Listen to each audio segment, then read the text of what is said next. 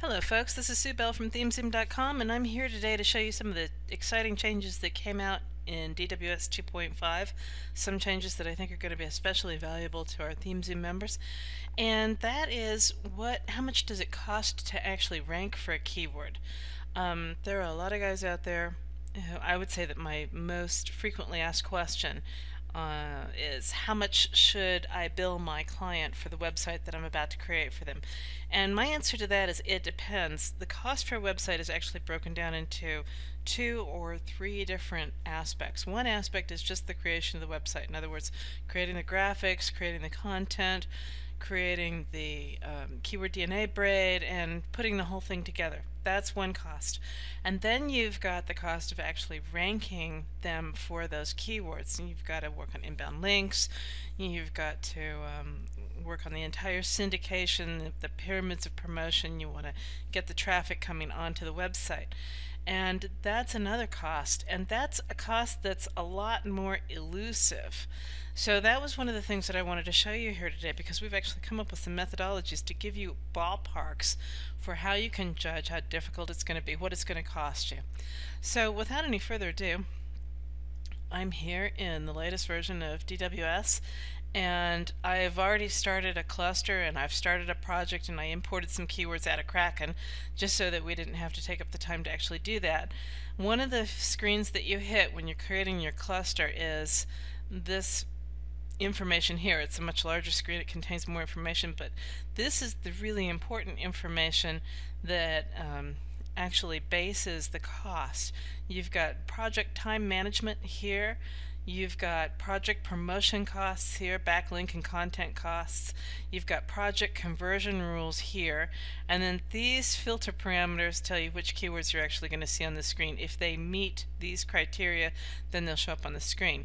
Now let me just go over that briefly. This project management, that's going to give you an idea for the actual cost basis. It's based off of running a shop, and a lot of SEO shops actually calculate their costs this way. It's a little bit more difficult to calculate that if you're a one-man show and you're contracting things out to different contractors all the time. This is the promotional cost for the inbound links. Gives you an idea of what it's going to cost to actually get the traffic onto your site. And then your conversion rules, you're going to want to this also includes your financial target. In other words, how much do you want your website to make for you each month, and then what your budget is to rank for these keywords to get your traffic coming onto the site. But you're also going to want to look at your landing page conversions, your opt-in conversions, and your profit per sale, or your profit actually even per customer.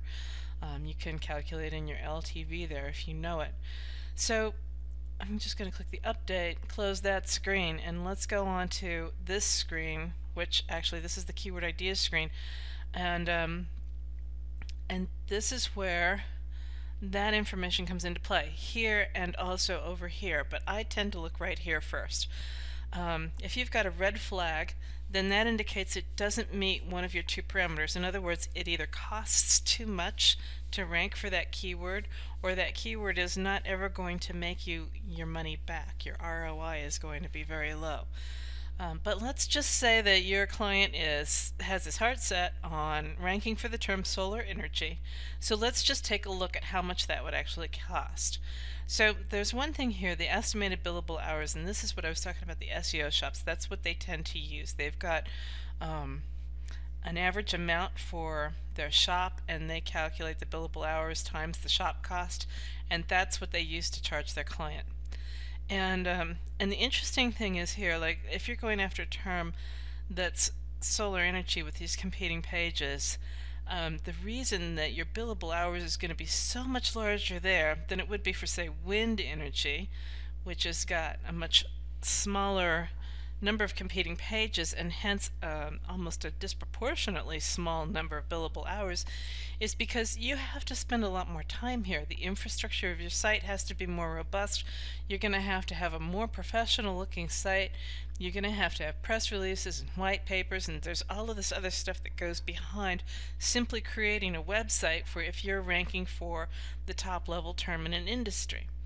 So that's part of the idea behind the billable hours, and and something that this will help you get a feel for what you're up against, but that's also just going to come with a little bit more experience. If you're brand new to the SEO field, if these are your first SEO clients, then what you're going to want to focus on more are these is this information right here. This is going to tell you your internal total backlink and content costs, which is $34,384. Now, if your clients only got $20,000 in their pocket to spend, then obviously they're never going to rank for this keyword. So while they can have this keyword in their site, you're going to have to go back to them and let them know that to rank for this keyword, first of all, is going to take about 17 months, and it's going to cost $2,000 a month. That's your cost. That's not their cost. It's going to be out-of-pocket cost about $2,000 a month, so they're going to have to cough up substantially more than their $20,000 in order to be able to rank for that keyword. So let's go on down here and take a look at wind energy, because it's a much more conservative term at only 2.8 million pages, and the billable hours here is 353. The estimated backlinking and content costs are only $12,000. Means you can rank for it. This is based on the competing pages. You should be able to rank for it in about 12 months. And so then you take that $12,000, you spread it out over those 12 months, it's going to run you just over $1,000 a month. Now that easily comes in under their budget of $20,000, but it doesn't leave a lot of room. If you take $20,000 and you subtract this 12, almost $13,000, you've only got just over $7,000 now for the rest of your keywords. So you want to think about that as you're formulating your DNA. Your whole DNA has to stack up to whatever the budget is.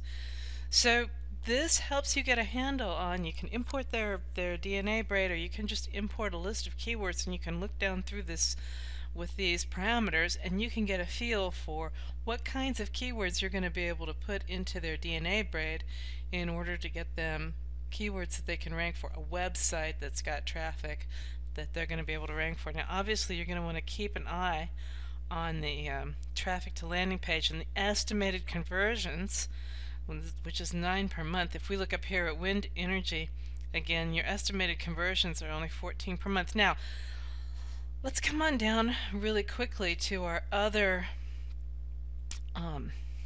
term here that was green, which is what is energy. And the traffic to the landing page is 122 per month, and we estimate off of that you're going to get 1 conversion per month. And I have to say that's probably not true, because what is energy is totally an educational term. It's got no idea behind it of somebody wanting to purchase something. So if you got a conversion in a month off of this term, in my mind it would be a fluke, and I wouldn't count on that. So where this looks really good, your estimated billable hours are 13, your costs are under $500, you can rank for it in a month, where all that looks really good, you just need to be aware of the fact that it's not a marketing term. It's not a direct marketing term. It's not going to convert well for you. It doesn't mean that I wouldn't have it on my site, but it does mean that I wouldn't necessarily include the ROI that's indicated over here in the actual sum that I give my client as an estimated ROI for his website. So that pretty much covers everything.